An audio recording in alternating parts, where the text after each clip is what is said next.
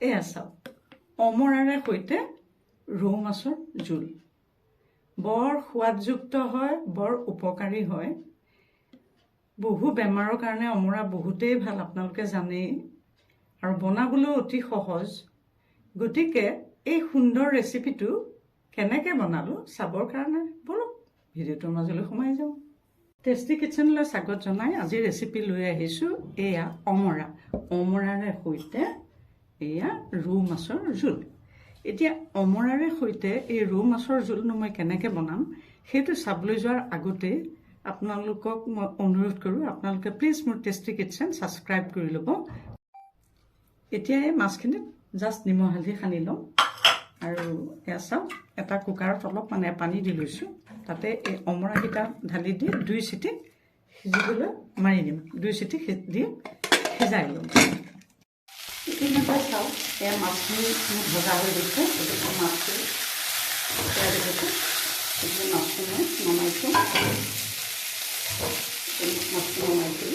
আৰু এইখিনি দেখিছেনে অমৰাকেইটা সিজিছে। অমৰাকেইটা এই বাতিটোতে ধৰি মোহাৰি পেলাম, মোহাৰি দিম। এতিয়া গেছটোতে কেৰাহী পাতি অকণমান মাষ্টাৰ্ড অইল দি দিম। এয়া দেখিছে নহয়, অকণমান তেল দিলোঁ। ইয়াতে এয়া 5 ফোৰণকেইটা দি দিলোঁ আৰু এয়া অমৰাকেইটা মোহাৰি আছোঁ, এয়া মোহাৰি লৈছোঁ। ওপৰৰ এই ছালটো মই এৰুৱাই পেলালোঁ। এই ওপৰৰ ছালটো আঁতৰাই থৈছোঁ। এইটো ইয়াতে ইয়াত আন্দাজমতে নিমখ দিলোঁ, ৰং গুড়া দিলোঁ, কেঁচা জলকীয়াকেইটা ইয়াতো টুকুটুকুকৈ পেলাই দিলোঁ। বনাব বৰ সহজ, খাবলৈ ইমান সোৱাদ হয় আৰু খুব ভোক লাগে।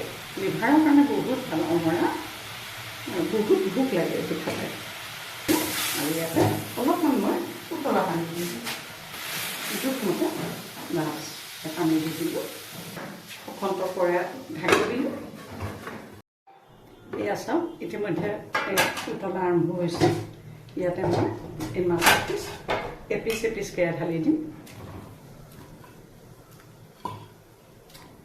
খন্তে উতলিবলৈ দিম। এয়া চাওক, ইতিমধ্যে কি সুন্দৰকৈ উতলি আছে অমৰাৰে সৈতে ৰৌ মাছৰ আঞ্জা। এতিয়া ইয়াতে মই কি কৰিম চাওক, চাউলৰ গুড়া এয়া দেখিছেনে, এয়া কেইটামান চাউলৰ গুড়া দিলোঁ। এইটো বটন বুলি কওঁ আমি। চাউলৰ গুড়া দি পেলাই ইয়াতে অকণমান পানী দি দিম। চাউলৰ গুড়া আমি এইটো বটন বুলি কওঁ। এয়া চাউলৰ গুড়া পৰিৱৰ্তে আপুনি চাহু দিব পাৰে, তাৰপৰা এইটো চুজি দিব পাৰে, তেনেকৈ আমি দিওঁ আৰু এইটো বটন বুলি কওঁ। এইটো চাউলৰ গুড়াটো পানীতে পিচিলে মিহলি কৰি এতিয়া ইয়াতে দি দিম, দি অখন্তকৈ উতলিবলৈ দিম। বস্তুটো থিৰ হ'ব আৰু খাবলৈ বহুত সোৱাদ হয়। এই অমৰা লিভাৰৰ কাৰণেও বহুত ভাল আৰু গেছৰ কাৰণেও বহুত ভাল। গতিকে আপোনালোকে এইটো বনাই খাব। কালাৰ ধৰি উতলি আহিছে আৰু অখন্তকৈ এনেকৈ আৰু কেইমিনিটমান উতলিবলৈ দিম।